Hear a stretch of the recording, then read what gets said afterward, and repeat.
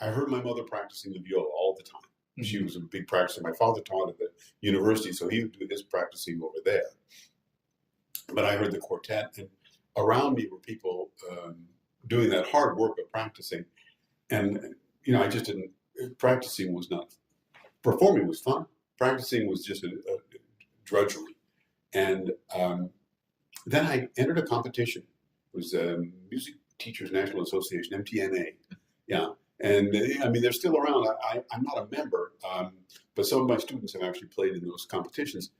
And I went to the regional, and I kept on winning until I got to the national. And that was like an amazing thing. I hadn't thought I was that good. As it turns out, in the West, there was like one cellist in Nebraska, there was one cellist in Colorado, one cellist in Wyoming, Timothy Eddy. We were kind of scattered around, and it was not like when you grow up in Washington, you don't even realize what it's a great place, a melting pot of people. Mm-hmm. So, we had a lot of Hispanics in Greeley, Colorado, but no people of color. And, it was just like in Washington, I look at our audiences for youth concerts, and I see side by side Black and white and Asian and just all these various and young women wearing hijab and things like that. It's a very diverse, and I think it's no wonder politically that we're the rural states and the coasts are sort of different.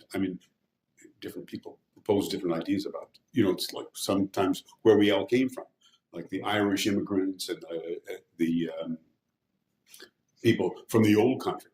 But nowadays, I think, at least in the United States, there's this much more in the big cities, actually, even in the middle of the country, people are cheek by jowl, and they humanize each other. But it's easy to point to the other when you never see any of them. So growing up in Colorado, what I didn't see was a lot of other musicians. Mm-hmm. And I went to this MTNA competition, and I lost. I did not win the national thing. The young woman who won on cello, I later went to school with her at Eastman. Her name was Jane Schroeder, and she was a very fine young cellist. And she and her teacher were talking to me about the next concerto she wanted to work on, Dvorak concerto. And I was like, what is this Dvorak concerto? Tell me more of this piece. And they couldn't believe that I'd never heard it. I grew up, and you must have a recording of it in your collection. And then they sang a few of the they sang the opening paragraphs and told me what an exciting piece it was. Well, I went home, and it was Feuermann, Emanuel Feuermann, the recording that I had. I put it on expecting to hear the cello like right away. And I'm listening. I think it was nice, like 5 minutes. Like 2 platters before the cello even starts to play. It was ridiculous. And I thought, what is this? This is not a cello concerto. Well, then as soon as the cello came in, I thought, this is a great. I have to learn this piece. I was like 12 years old, 13 years old, something like that. And I told my teacher, and my teacher had never learned the Dvorak. He was, my teacher when I was in high school, Eugene Hillegas, was just a great guy. And he organized cello things together, all the cellists that he could gather around the state of Colorado. And his enthusiasm, I think, you want to find a blend when you're looking for a teacher. It's a good idea to have a blend of somebody who is very excited about performing, but also somebody who can sit across the room from you and you hear them playing the passages that you're struggling with, and you realize, well, that is playable. I just need to find the key to unlock this passage. Right. I didn't get that until I got to Eastman with Ron Leonard. He was my cello teacher at Eastman, and Ron was just a wonderful cellist. He later became the principal cellist of the Los Angeles Philharmonic and served there for many years.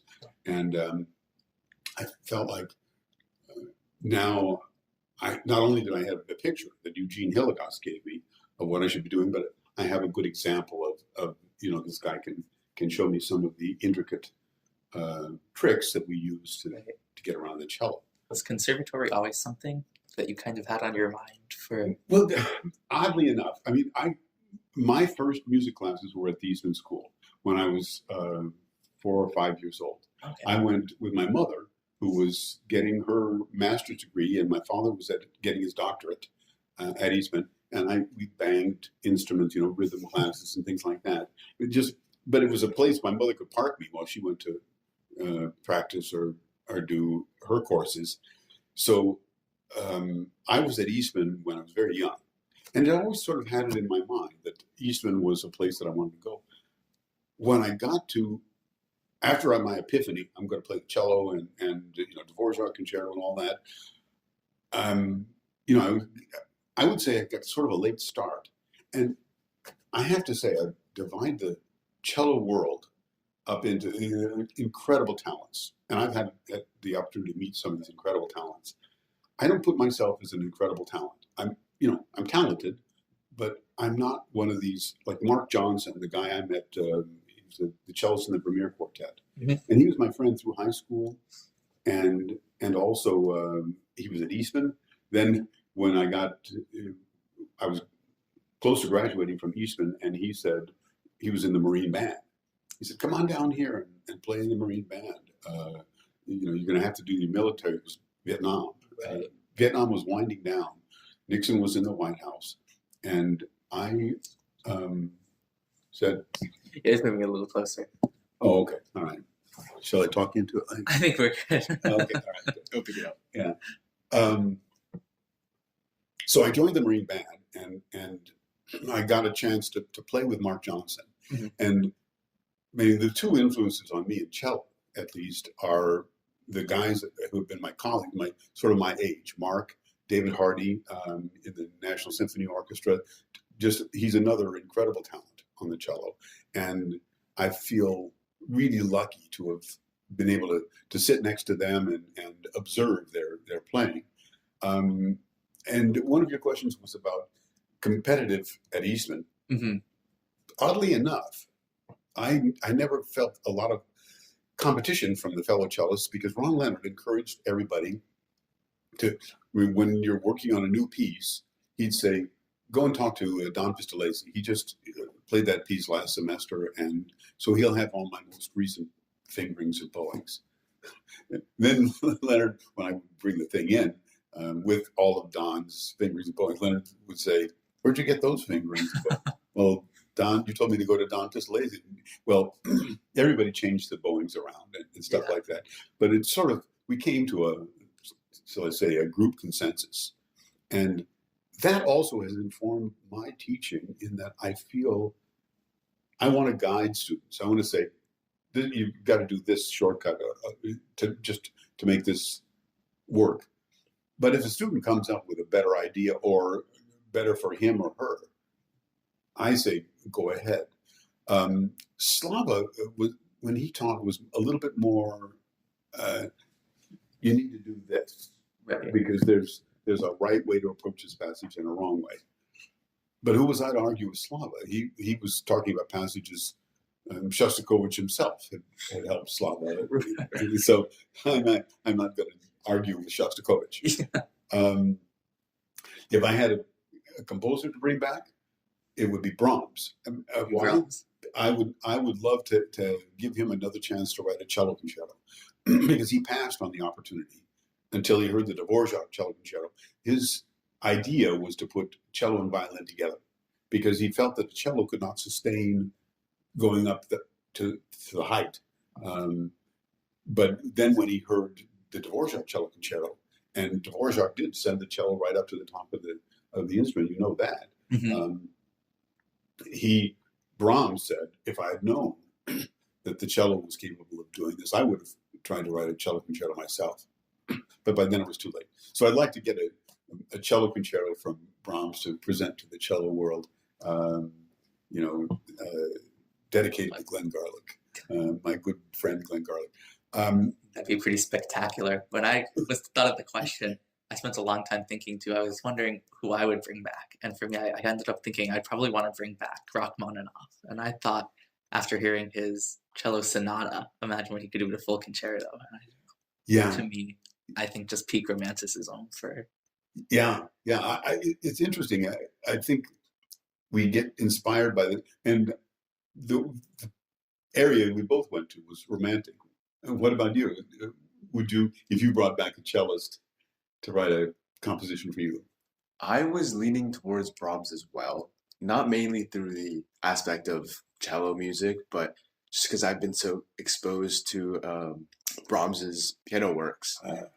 It's just that kind of, I guess, yes, romanticism, but also that kind of heavy, very passionate feeling that he puts in his piano work.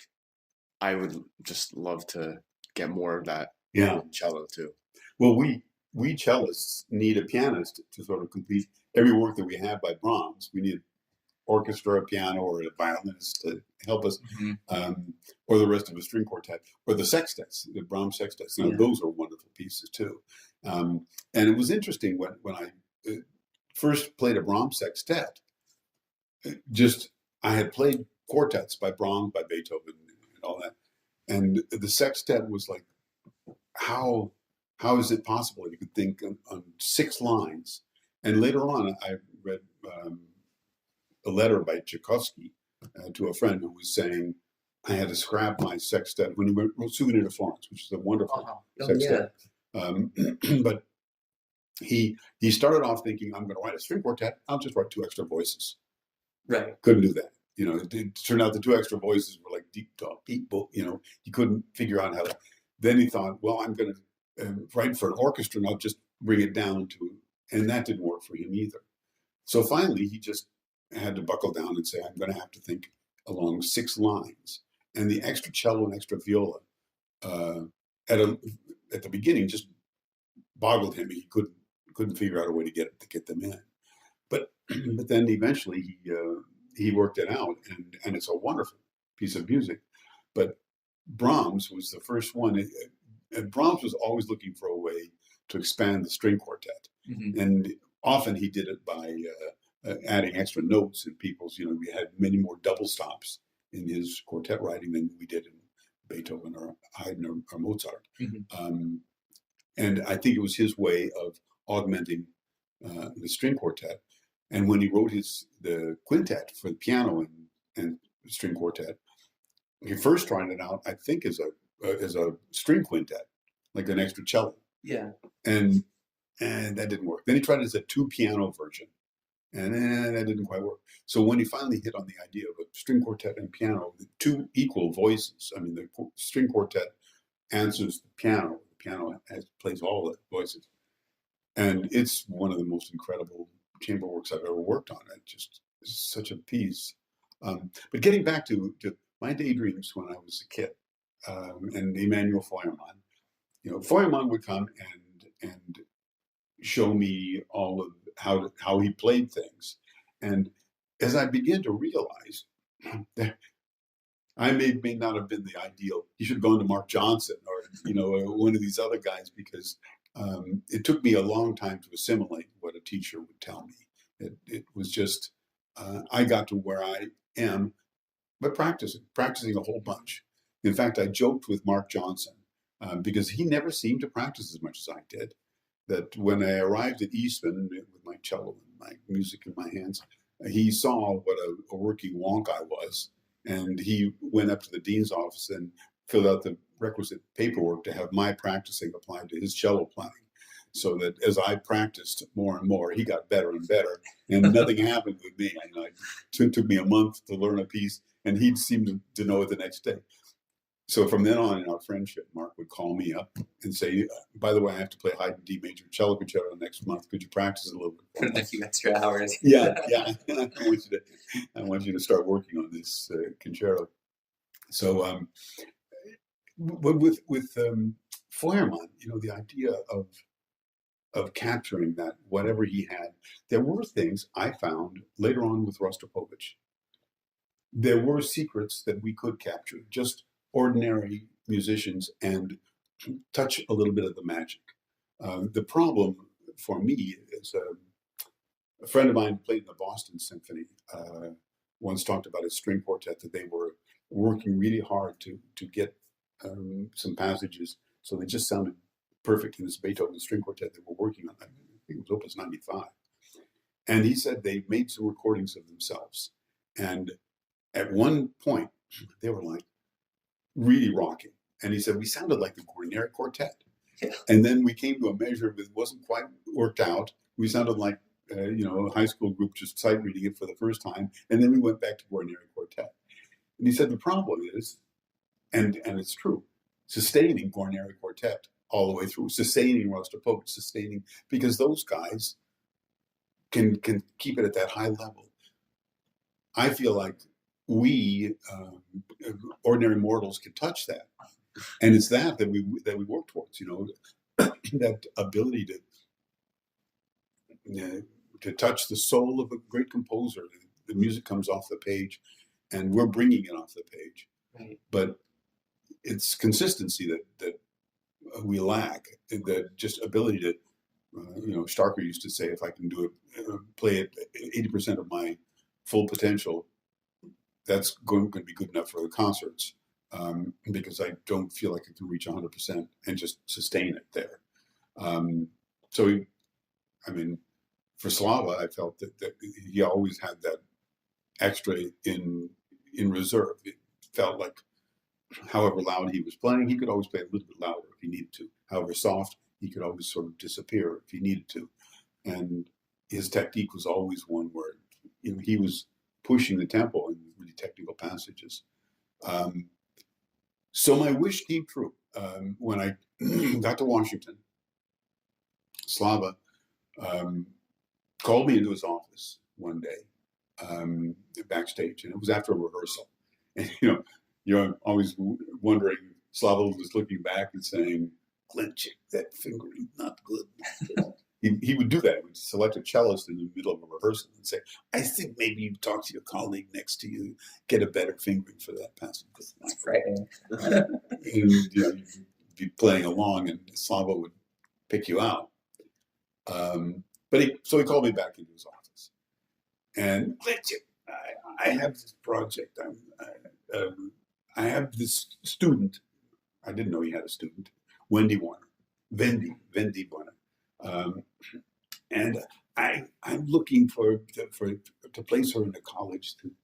I said, well, there are many great colleges here in D.C., the D.C. area. I mean, University of Maryland. No. I've arranged for her to be at Curtis Wow. Institute. Oh yeah, that's a good school. And he said, but I need a teacher for her who will work with her when I'm touring. I said, well, since he'd mentioned college, Evelyn Elsing at the University of Maryland is very good. I know Bob Newkirk, but he's nearing retirement, at Catholic University. No, Glenn, I think maybe you. And I, for a moment I stopped. And my mind is trying to fit this in. He's got this student. He wants me to work with this student. And I thought, oh, okay, I get it. It must be something with the paying, can't pay a foreign national from Curtis. They're going to write and he was saying, and you work whatever financially you work what you wish. And then I said, well, yeah, I'm happy to do whatever you want, Slavy. They can make the checks out to me. We'll find some arrangement. I can speak to somebody in the finance office. We're on two different tracks because he's actually asking me to be his teaching assistant at Curtis. And later on, when I talked to his secretary, Nadia, I left the office still sort of, I think Slava was not sure if he had gotten his point across. And Nadia Efremov was a wonderful woman. And she said, Slava is so disorganized. He needs somebody. And Slava, many times, if he was, often he would have a group together, or he would appear in a bar after a concert, and we'd all be there having after concert drinks. And Slava would sit down, and many times he'd say, "Put the whole bill on my tab." He'd just pay for all the drinks of everybody in the bar, mostly all orchestra members. Yeah. So he would sit, and And he would tell stories about what it was like in Russia and what it was like touring, and his good friends Benjamin Britten, Sergei Prokofiev, and Dmitri Shostakovich. He'd be talking about Henri Dutilleux. Just casual. Yeah, you're listening to these stories, and I thought, I can't believe I'm sitting here with this guy, and he knows all these people. They've written pieces, they've dedicated pieces, these premier pieces. It was mind-boggling. At the end of the evening, he would always go around to tell people how he treasured their contributions to the orchestra, what they brought to the table. David Hardy, such a wonderful cellist, such a wonderful sound. Glinchik, you so organized. And it was always, you so organized. That was his big compliment to me. And Nadia said that was something he completely lacked. And, he'd just always wander around without a secretary, somebody to keep his schedule. Lambert Orchestra showed up at his apartment in Paris one time to pick up some music. They were going to do some music on a concert, the next month. And there was Slava sitting in his front hall, wearing his full dress, white tie and vest and tails and everything. He was dressed as if for a concert. This was in the middle of the afternoon. Lambert said, well, Slava, what are you doing? I know I'm supposed to play a concerto today, but I cannot remember what concerto or where it's going to be. But I know the rehearsal was supposed to be this afternoon, the concert this evening, and somewhere in the area of Paris, some small orchestra. Well, when I don't show up for the rehearsal, they're going to call me to find out where I am. And that's why I'm dressed like this, because I'll go out and play and Lambert, of course, it was one of those concertos. It was one of those moments when somebody had snuck by Nadia. I learned early on, if I don't talk to Nadia and have Nadia put it into his schedule and remind him constantly, Slava, you have this, then it doesn't happen. It won't happen. No chance. Yeah. Always talk to Nadia first. And I told many people that this is the secret to Slava's schedule. Nadia is the person who will work things out. So anyway, I went to Nadia and what's going on? Well, no, he really wants you. You were so organized, and he needs somebody who will help with this young woman, Wendy Warner. Then I talked to Mark Johnson, who lived in Chicago at that time and knew Wendy, who was from Chicago. Mm-hmm. And he said, yeah, she's disorganized. She needs someone like you to help her, but she's a tremendous cellist. Her teacher sent me a recording of her playing some Paganini transcription of something. It wasn't Moses' Fantasy, it was something else. And I said to Mark, I'm going to teach Wendy. I mean, this is, she was already an artist. She was just, later on, I guess the next year, she won first prize in the Rostropovich competition in Paris. And she's still, to this day, she's teaching in Georgia someplace. I'm curious about how her teaching works. I think it would be a largely demonstration sort of thing because she just plays so beautifully. But I don't know if Wendy ever had to think very much about how she brought about the music on the cello. She's also a very fine pianist. So, as far as teaching goes, I've heard from her students that she's a wonderful teacher, very enthusiastic, but that just anyway, I met Wendy, and I wasn't quite sure of this until one day somebody called me on the phone and said, "This is Gary Graffman, the pianist who was then the head of the Curtis Institute." And for a moment, I just, Gary, and so why are you calling me? This is the right number. Yeah. I like a crank call. So he said, well, Slava has told me that, Slava's going to be teaching here and he wants you to be his teaching assistant. And we need to send you some paperwork. And this is for real. I sort of convinced myself that this was one of my daydreams. I daydreamed that Slava would ask me to do. So from that time forward, many of the anecdotes and many of the secrets that I tell my students about cello playing, especially the secrets about performing, I learned from Slava, from hearing him talk to Wendy. One day we were backstage in the Kennedy Center. When you're backstage in the Kennedy Center, there are no windows anyplace. There are like 3 rooms with windows in them. The rest of the Kennedy Center is all closed in. Yeah. And we were in his office, and Wendy had come down from Curtis with a pianist to play Brahms' F major sonata for Slava, and the scherzo movement of it starts off on the piano. And Slava, it was a young Asian girl and just tremendous pianist. But she was being very accurate with all the notes. And Slava stopped her, said, no, my dear, much too certain of where you are. Here, let me help you. He went over to the lights and turned them out. It was just pitch black. It was like the middle of Carlsbad Cavern or something. I couldn't. My watch lit up all of a sudden. It was that dark, and the girl just dead silence. So I said, "Oh, okay, here." He turned the lights back on. Now find your place on the piano, and okay, now play. Well, so out of the dark came this, but it was much more. Much less certain, and much more of this thing from a fog, if you will. And then Slava turned the lights back on and said, now that is the sound that we're looking for. And just this immediate sort of image. And he was so good at creating those images.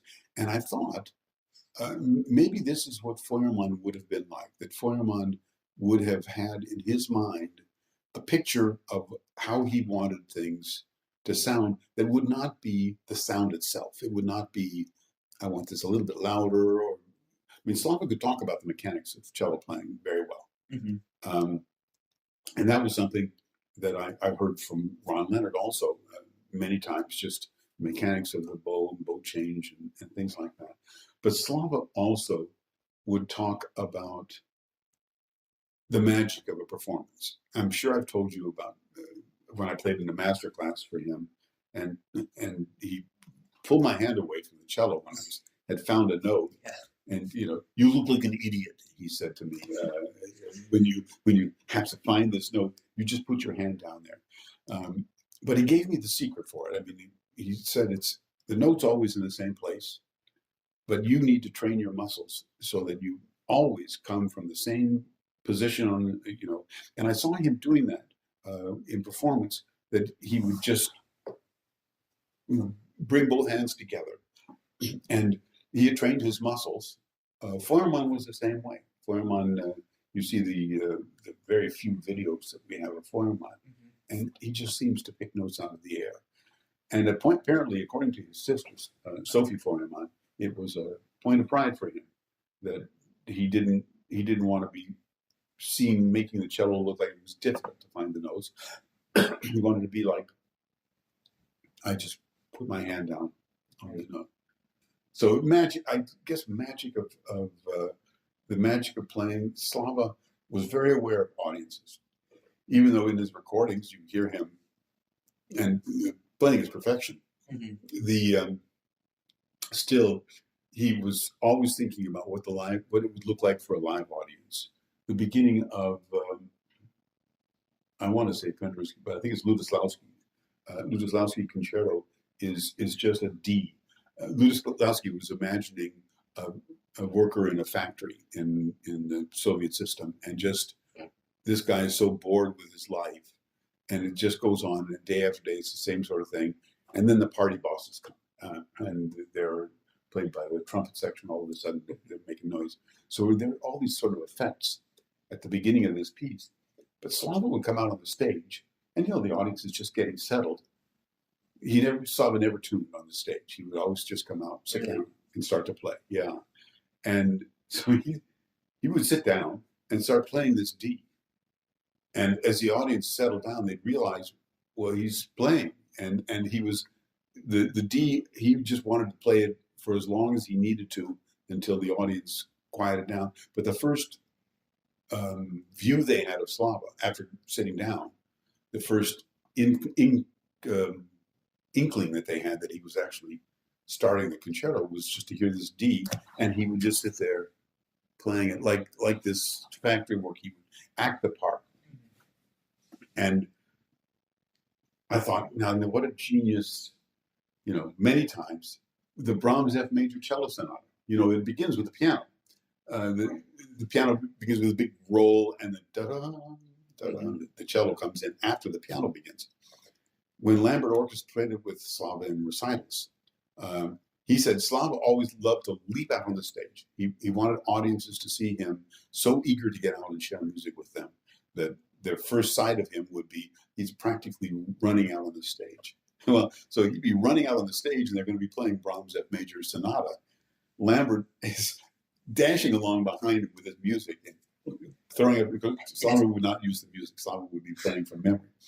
And Lambert said he had the impression that if he didn't get to the piano and play that chord, Slava would start without it. You got to hear the first chord, Slava. But Slava would be out there and ready to go with the Brahms F, even with the Brahms F major, something where the piano starts. I felt like, as I got to know him through these things, and when I say I know him, there were a few people who really knew Slava. Shostakovich, probably. I mean, people who lived there at the same time that he did, with under the Soviet system, people who had to worry about the effect that their statements or just whatever they would do would have on their loved ones back home and stuff. But still, I mean, Slava, he would share these stories about his life and touring, and after the big crash, when Stalin made these comments about Shostakovich, that if writing music like this, you could come to a bad end, just basically threatening death. It was things like that were, I don't know, I just can't imagine living in a system like that and trying to carve out an artistic life. And yet these guys did. I mean, the writers, and many of them paid a horrible price. And I mean, Navalny is of course more of a politician, but that kind of thing, they hold them up as examples. Anyway, if I were to bring a cellist back, I'd probably Forneman, just because I would want to hear, is he very similar to Slava, or would he have a bunch of different stories? If I could bring him back, I'd also say, don't go to your friend to have your, it was an appendectomy or some kind of minor operation, something that nobody thought of, but he got sepsis and died when he was in his late 30s. Yeah. And, a sad loss for us, because he was such an incredible cellist. It would have been nice to have him around to make recordings later on in his life when the technology came to a point where we could really, now we do have some wonderful recordings of his playing, but it's, these old, from the 20s and 30s and stuff. I just had a question, since you were saying that since you were little, you always kind of had Eastman in mind. Yeah. But I mean, now you're teaching, but did you have this view of how your life would be, how you are today, or did you view it differently? Good question. And after Dvorak Concerto, which was my awakening, that was my first, and it's true for many young cellists. I mean, they hear Dvorak and they think, now that's worth sinking my teeth into. And pretty soon after you've learned the technical stuff for Dvorak, you realize that opens up a lot of other stuff, because if you can play those passages, well, now then, why couldn't I play this other thing? Like kind of thing. But after Dvorak, I began to think, maybe I want to be a soloist, or I want to do stuff like that. I mean, I was out in Colorado, and I hadn't. When I got to Eastman, and I looked around, I heard Mark Johnson, I heard Ryan Land, I heard these other cellists, and I realized I've got a lot to learn to be a cellist. But I didn't think that much about what was going to happen. And then the military happened. And when I joined the military, I was in the Marine Corps. The Marine Band, it was the one that didn't require any basic training, because there's a death rate in Marine basic training. And they realized it would probably skyrocket if they had all these musicians coming and kill us all. And so we didn't go to basic training, but we went for duty here in the White House. That was our duty. But in the Marine Corps, that was during the Watergate hearings for the Nixon era. I was watching all these lawyers and surrounded in Washington by lawyers, and I started to think about law. And I realized that I had never thought of anything but music. You know, I've been on track to go to Eastman, and I didn't feel like I'd really been using my brain that much. I was more sort of intuiting playing and kind of following my parents' path, right, Eastman. So I took the LSATs, and it was sort of a step-by-step kind of thing. I thought, well, I'll take the what's the big deal? I'll take the LSATs and see if that, and I score really high. Well, okay, I'm just going to apply to Georgetown because that's the one school that I really want to go to. In one, I got in. All right, one semester, I'll try one semester, and if I don't like it, I loved it. And you know, it was like step by step. 4 years later, I had a law degree, and you know, then it's like, well, I'll see if I pass the bar, then I'll maybe apply myself to this.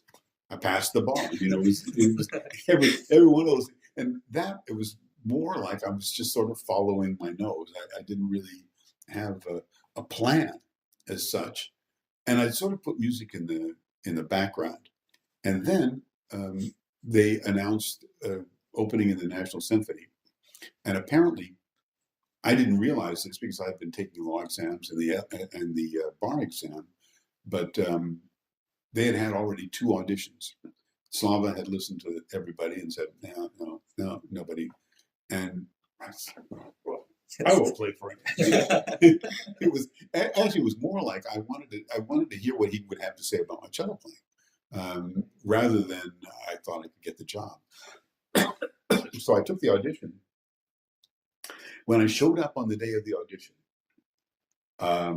I walked into the lounge downstairs looking for a place to warm up and practice, and I heard this young woman playing all of these excerpts, and she was nailing every single one of them. I mean, I was aghast. And I had heard that there were going to be 50 people for this audition. They actually, it was fewer. The first couple had been 200. They just had an open, but now they were more trying to target it to people who had some orchestral experience. So I heard this woman, and it's like, oh God, if that's the standard of 50 like that, I don't stand a chance. But then I went down the hall and I heard somebody else warming up on one of the excerpts. And I thought, no, this guy's not playing this excerpt correctly. And okay, so maybe it's a little bit uneven, the field. I might as well give it a try. First round, my number got called back. And second round, my number got called back.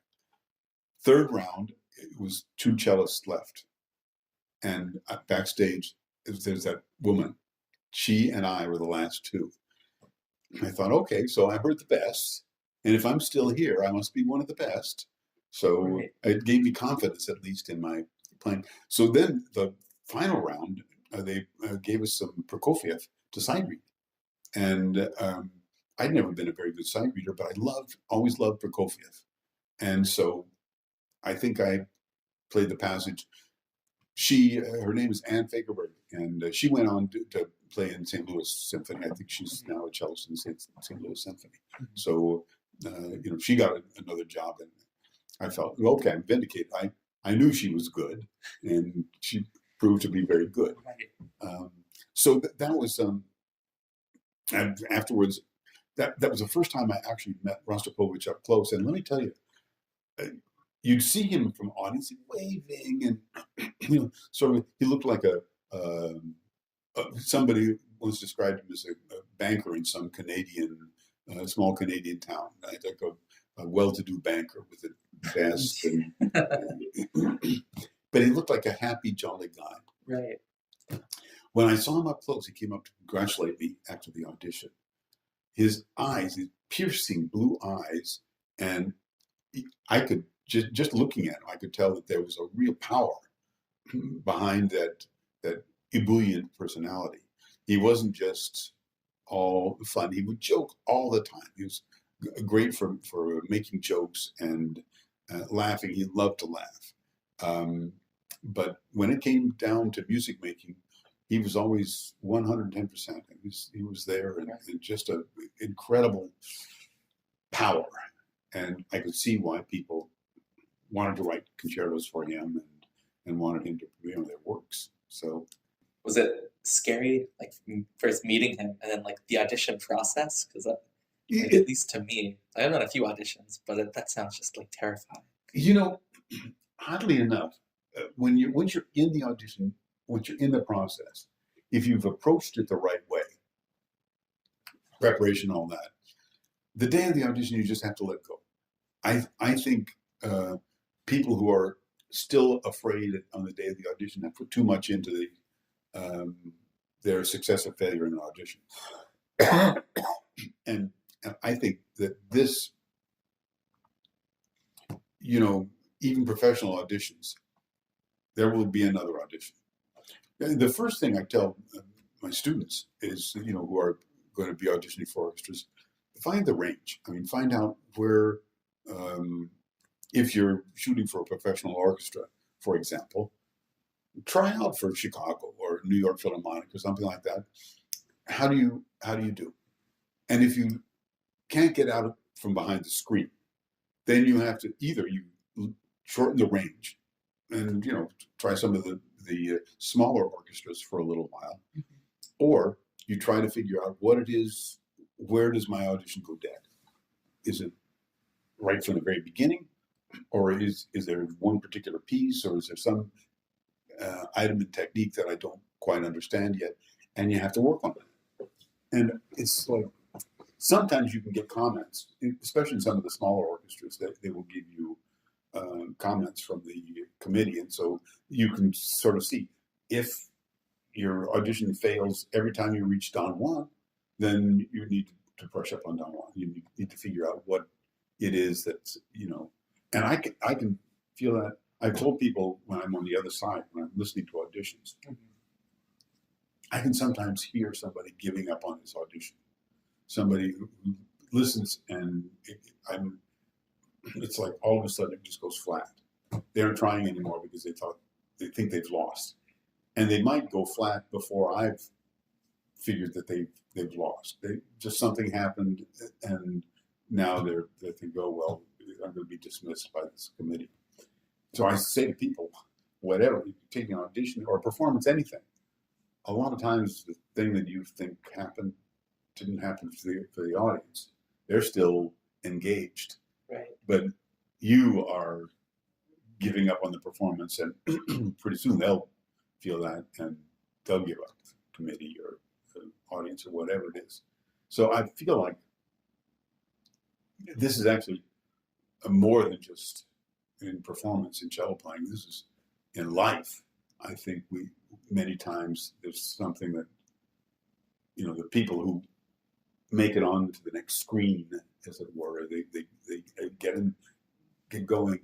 They're people who won't give up on something, or they'll say, and there's a better way to do this. Who was the guy? Nash, the mathematician. One of the things that really made sense to me about him, somebody said John Nash would see a problem, and all these people are trying to climb to the top of this hill to solve the problem, this cliff, whatever it is, and they're all struggling and falling off, and nobody's successful. Nash would look over and see another hill over there. It's easier to climb, but from the top of that hill, he could look across and see the solution to the problem that everybody's trying to find. Everybody's trying to get up there to see this thing, and he'd climb up another hill and see it, and then kind of retrofit and work it out. I thought, that's in a way, we do the same thing on the cello. sometimes it's a passage that is just not working. Well, change the bow, change the bowing, do a different fingering, or try something else to figure out this, divide it into 3 segments, and then each segment is easy by itself.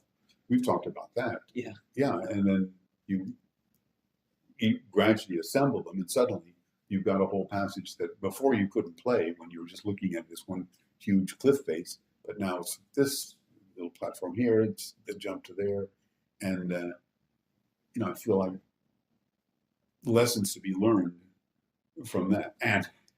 And unlike Alex Honnold, that climber who went at the face of, if he misses a handhold, he dies.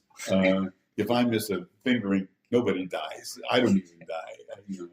I'm embarrassed, and that's about it. Other question? A couple little small ones that also people have requested we ask about, and then not to put you on the spot or on blast, but a lot of people were curious about like nerves in a performance. With your experience, do you still get that kind of experience? And also, do mistakes still come in concerts? Are you allowed to even say that?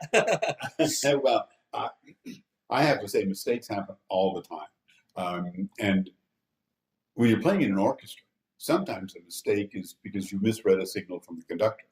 Sometimes the conductor is not all that clear, and the only one making sounds, that's not making any noise. I'm the one making the sound, and so I can end up looking kind of foolish, playing in the wrong place because he did the wrong beat or something like that, or I misread. I mean, all kinds of things can happen in performances, and I think that gets to my idea of you don't make faces for the audience or shake your head or do.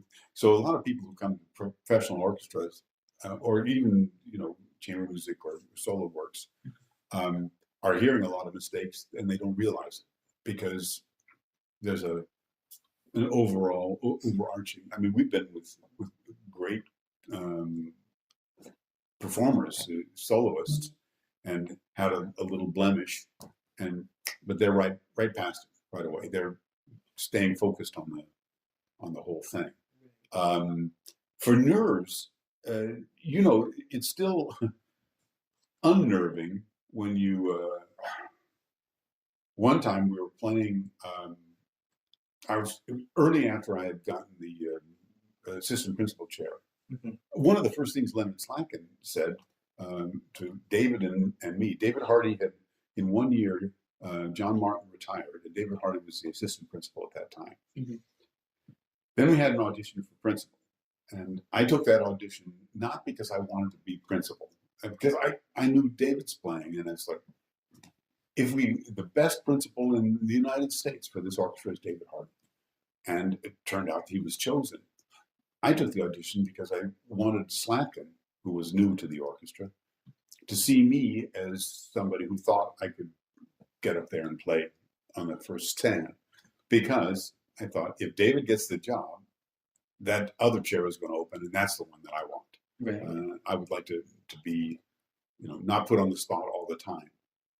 Well, David got the principal job, I got assistant principal, and then Leonard Slatkin said, now I want to tell you guys, I'm thinking about making a recording of this piece, Rage and Remembrance, by John Coriolano.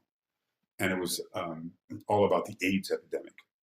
And it at the end, the last movement was started off with a huge cello solo for David, and then joined by me. Through the whole movement, I mean, if you listen to a recording of this thing, we did make a recording with Slatkin, and it's unbelievably exposed, that ending part, because the 2 cellists who died, and one of them was a young cello student, and my part was the cello teacher, mm-hmm. who would correct the young student. That was John's idea somehow in this Julio's song is what that movement was called. Well, I that was like the first year, and some pressure. The second year, David got double pneumonia. One time we were going to be playing in Carnegie Hall, the orchestra was going to Carnegie Hall, and the first piece on that program was Invitation to the Dance by Weber, and starts with a huge cello solo, all alone. I mean, just Carnegie Hall playing a big solo. And I thought, yeah, I could still get pretty nervous. It doesn't.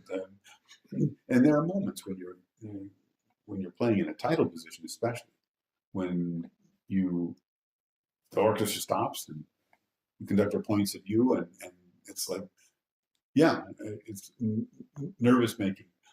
But after a little while, it's sort of like you turn those nerves into a fruition of excitement. It's adrenaline rush. Right. And I would say that it's more like you identify it as excitement about a performance. But there are even times when it's just a whole section solo, cello section, and you don't want to be the one who screws up and misses a shift. And that can be nerve-wracking also. But then I think, getting back to Slava's idea, train your muscles, and then you just have to hope that everything works for you. So what else? Do you have Another popular question about like your practice schedule. How often do you find yourself practicing like these days? And when you do, is it mostly on solo rep? Is it NSO?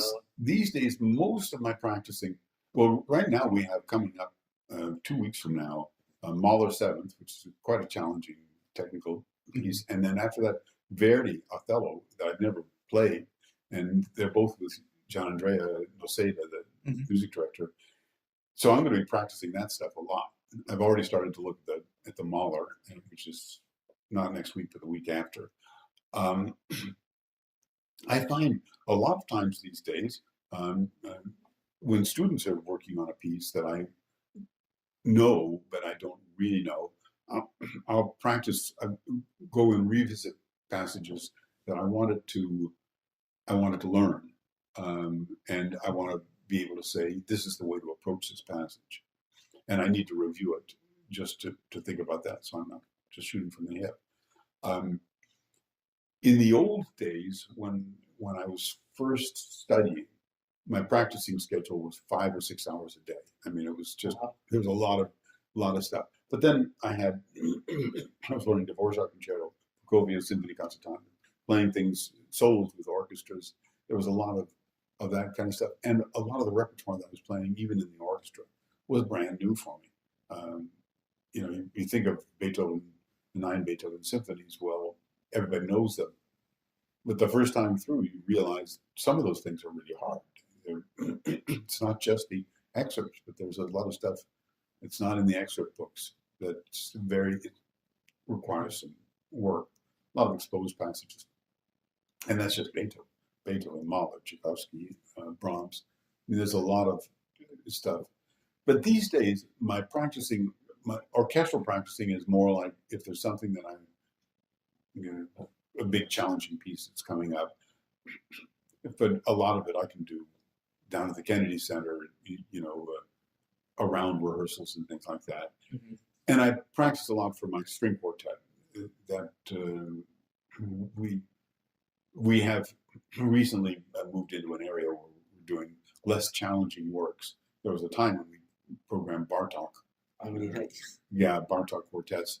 The 4th Bartók quartet is really worth working on. It's a wonderful piece of music and such great architecture. He was so organized. But that recently we've been sticking more with the classics because we're playing a noontime concert series. And I mean, my colleague, David Hardy, stretches himself quite a bit more on contemporary works and things like that do require a lot more time. But for me, I'm comfortable just sticking with pieces that I know. Yeah. I mean, on your own time right now, how do you decide what to play?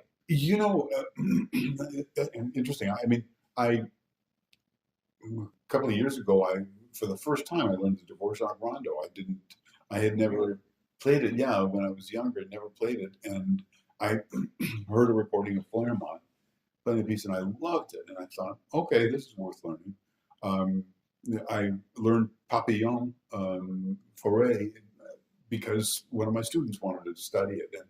And well, I looked at it when I was young, but so a lot of things are just some kind of a random thing. Again, a Feuermann recording of the Rager. I think I played some of the fugue for you from the first Rager suite, and just something that appeals to me, because I mean I'm not playing recitals and or concertos. A few years ago, it was just before the pandemic. My hometown orchestra called me and asked me if I'd come back and play a concerto with the orchestra. They were going to have a conductor who conducted. The last time I played there was Prokofiev's Symphony Concertante, and this conductor, Howard Skinner. They were inviting him back, and I said, here's an anecdote for you. Since I first heard it, I wanted to play Shostakovich. I think I've told you this. Shostakovich's first cello concerto with an orchestra.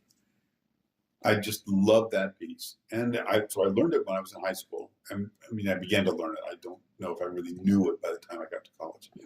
But then I learned it again. I brought it up several times, and over those years, I was asked to play with orchestras. So Arlington Symphony called me up and said, we'd like you to play a concerto with the orchestra, but it's an all Tchaikovsky program. We want Rococo variations. Because I said Shostakovich, cello concerto, and they said Rococo variations. So, okay, well, Rococo variations. So I played Rococo variations. 2 years later, they said, we'd like to have you back. Shostakovich concerto, Dvorak concerto. So, okay, I can't be disappointed. One after another. One time, they got a new conductor there. He was a Russian guy. And he said, we want you to play a concerto with the orchestra. I said, Shostakovich? And he said, yes. Second concerto. It's like almost that's close, but with the orchestra in McLean, I think Elgar concerto. I didn't know Elgar. I never wanted to learn it. I learned it for that, but Elgar concerto. And to this day, so when my hometown orchestra called, they said, yes, what would you like to play? Shostakovich first concerto? And, well, that sounds good to us. And then, so the orchestra committee got on board, everybody. Howard Skinner said, yeah, I'd love to work on that piece with Glenn. So, and then the pandemic and everything just shut down every place. And then after that, their orchestra, they really took it on the chin financially. And they said, we've carved back our series a lot. And so I haven't heard from them since. And I'm assuming that it's off the table now. But I do practice it. To answer your question, then I'll practice it in case somebody calls me up. I'll have the music. I'll be there with my tails on. Yeah, have it ready. The phone. So, do you guys do you play piano for Vikram? We've been trying to coordinate that. Yeah, we've been for like 3 years. We've done a couple small little things, but we haven't done anything big. But there've been a lot of talks. Yeah, there've been a lot of talks of Well, stuff like that. When it's great to have a pianist that you can work with. At Eastman, I found a guy in my sophomore year, Tom Morocco, and he just loved the cello repertoire, and so he wanted to learn all this stuff. And Britten Sonata for piano and cello is really an interesting piece. I learned that with Tom. Brahms F major. We played a number of pieces, but it's really, a lot of times when the cello part is challenging, the piano part is even crazier challenging.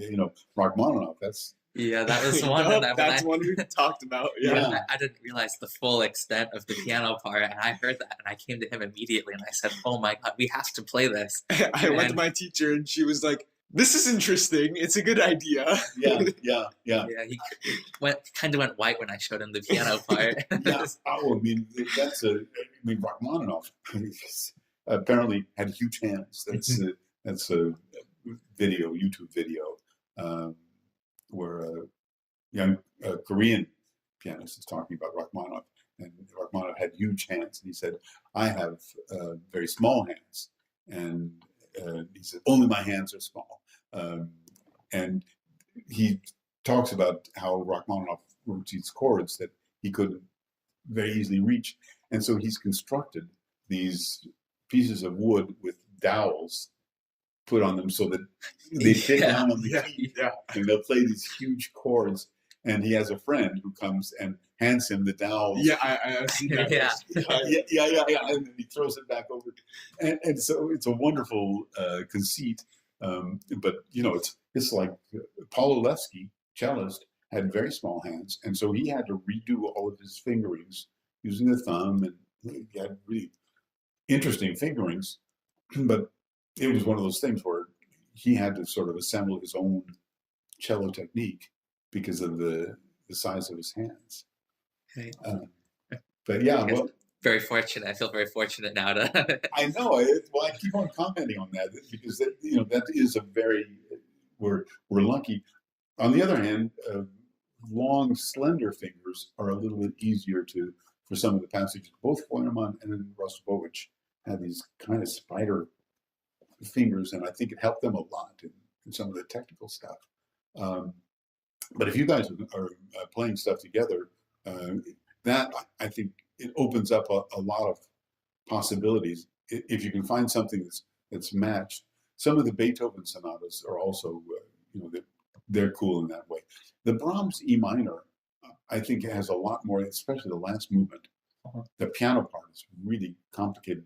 They're 2 against 3 in one hand in some places. It's just, I look at it and I think, man, that's hard enough for us to play, the 3 and then the 2 and get everything to match up right. But imagine having to do it all in one hand. Slava said about Sviatoslav Richter that when he played with Sviatoslav Richter, he felt that there were 3 musicians on stage. There was him playing the cello. There was Richter's left hand, and there was Richter's right hand. That Richter could actually play completely different styles in each hand. Oh. And that was one of the things that Slava said to Wendy early on was, you need to find a mentor. You need to find a pianist who's a bit older than you and who maybe has some more experience. And this pianist will be able to help you. Because that was the way his life worked with Sviatoslav Richter, which, Richter was just this incredible. Slava told me a story once, anecdote. He and Richter had found out that there was going to be a big party after an opera, and all the actors were going to be there, but everybody was going to be in costume. And so you had to have some kind of a costume. And so Richter said, well, Slava, I have this idea. I managed to get from the prop room of this opera 2 alligator heads. They just fit on the top. Now I've done my part. I've come up with the idea of what it will be, but you need to find the rest of the costume for the alligator. So Slava took it very seriously. He went out and bought these costumes that would the bodysuit, like bunny suits, onesies. But adult size. And then he dyed them green and then speckled them with some spots, and then found string that he tied around to look like scales of alligators. When they put on the costumes, they actually looked pretty real. Yeah. But then Richter said, but now Slava, we can't be walking around at this party. So they spent the whole party crawling, slithering around among all the guests. Rostropovich and Richter are like slithering around this concert. This party. So they had a great time, and everybody loved the costumes and thought that they had the best costumes and the best idea with this thing. The next day, and they were supposed to be playing in Moscow. They had all these concerts lined up. The next day, both of them, their arms could hardly lift because they had crawling around. And they had to cancel. He said they canceled the concert because they couldn't play. So I thought, that's getting immersed in the role, I guess. So this was amazing. Thank you. Thank you so much. Thank you. This is kind of fun, like I said.